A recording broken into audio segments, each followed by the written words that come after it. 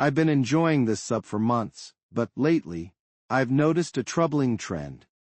More and more posts seem to have a universal consensus, where any dissenters get massively downvoted. It feels like the judgments here are increasingly out of step with how people in the real world actually view situations.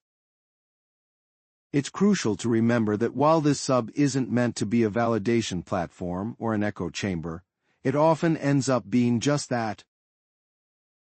For instance, in real life, people will think you're an asshole if you take the last cookie when a child behind you wants it. They'll judge you if you don't stand up for an elderly person on a bus.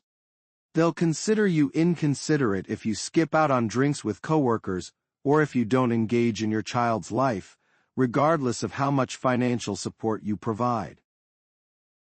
You'll be seen as selfish if you refuse to help your brother babysit once in a while, even if you're child-free. And yes, wearing only underwear in your own home when your roommate has guests over. That'll earn you some serious side-eye. People will even think you're an asshole if you can't spare 10 minutes a day to carpool with a coworker whose car is in the shop. The internet has its own set of values, which is fine. But in the real world, those who refuse to make small sacrifices for others, or who don't embrace a sense of community, are often viewed as inconsiderate. I love this sub and enjoy reading the stories and opinions here.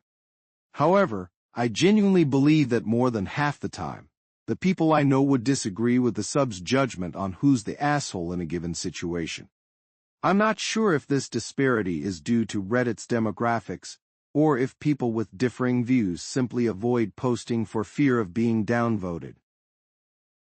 So even if you receive thousands of replies on Reddit saying you're in the right, if everyone in your real life thinks you're an asshole, there's probably a reason for that.